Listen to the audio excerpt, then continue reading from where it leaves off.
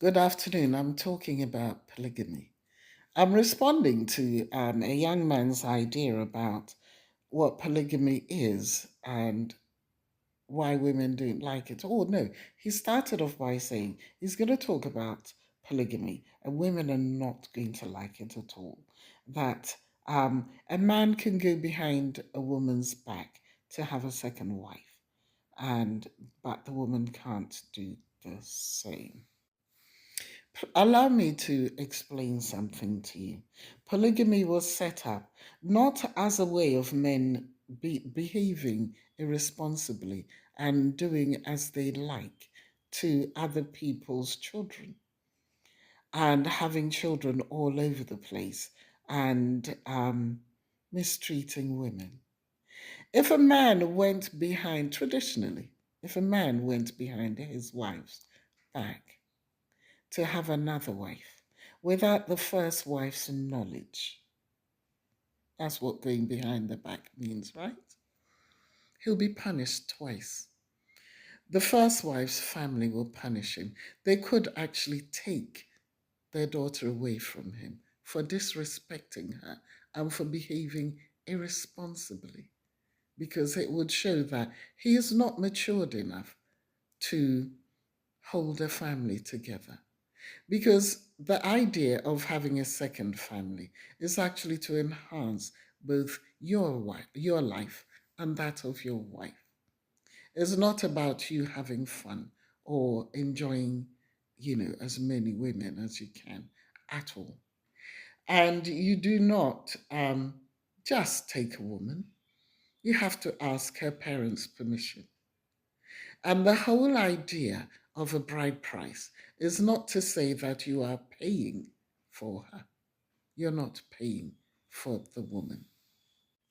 Right. A bride price is actually compensation that you paid the parents for losing their daughter's services.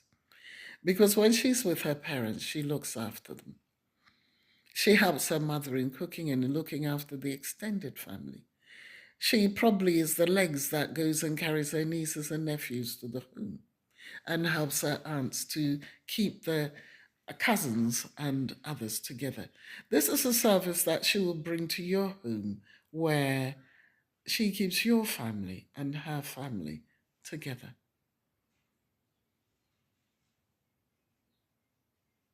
They educate her, they teach her good manners and teach her about the customs and cultures which she will also pass on. This is what you're paying for.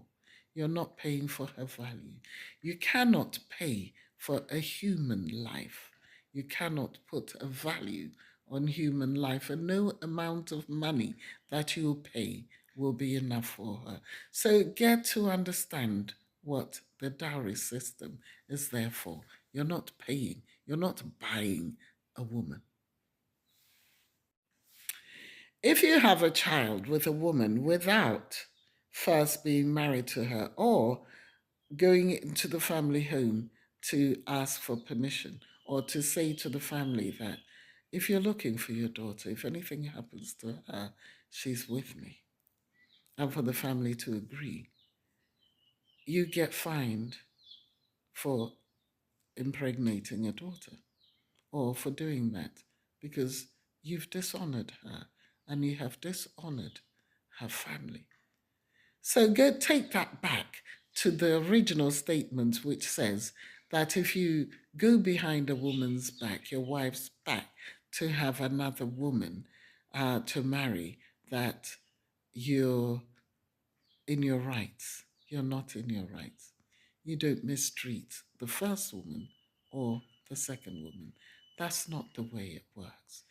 A man is seen to be a very responsible and most vital part of society as a woman is.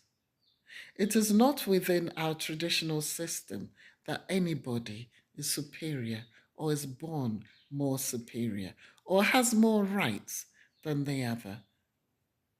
That concept comes from the colonial system where you buy people and you use them for your benefit. The colonial system says that a man is at the head of the house, the head of a woman, and he has the rights over women and children. The colonial system believes in superiority, control, order, bordering on abuse. It is not our way. Our way, the traditional way, the African way, is harmony, working in existence with, learning about the value and uses of the other and using it in harmony to each other. And I'm talking about nature, and I'm talking about men and women. And when I say use, I don't mean it in a way that you know, but working in harmony with. So perhaps the word use is the wrong word. We don't use each other.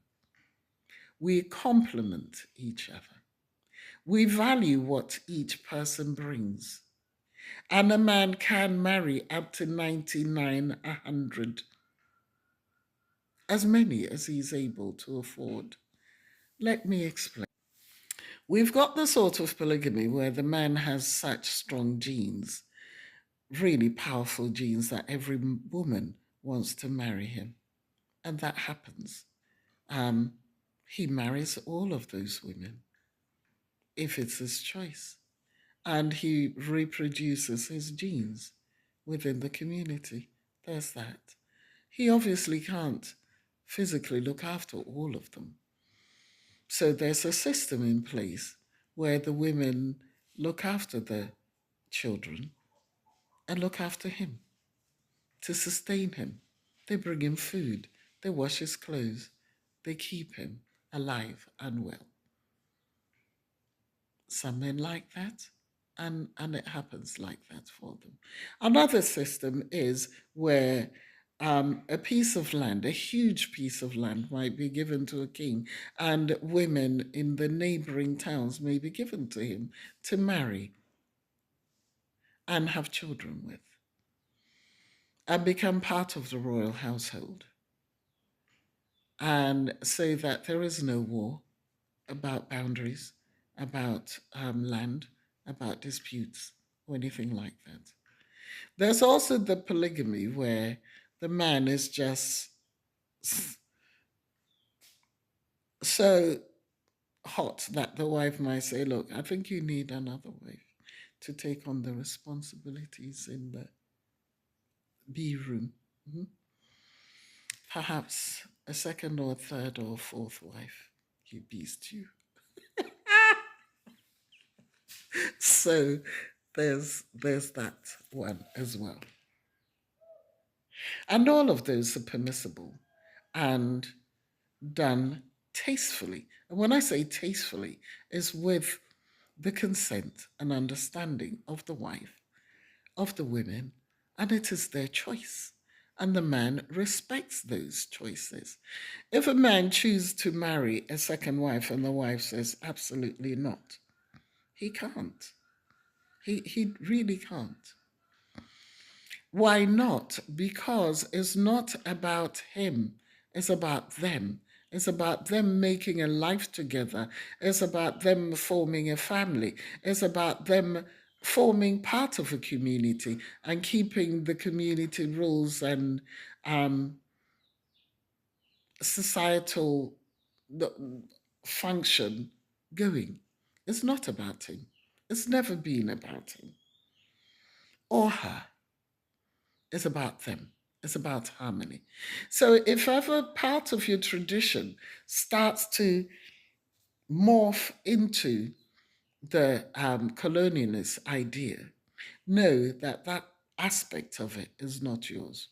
We do not subjugate each other, nor do we lord it over each other to say one is better than the other, and if you don't do as I say, then no. Ours is not enslavement or having one, being forcing people to do things against them.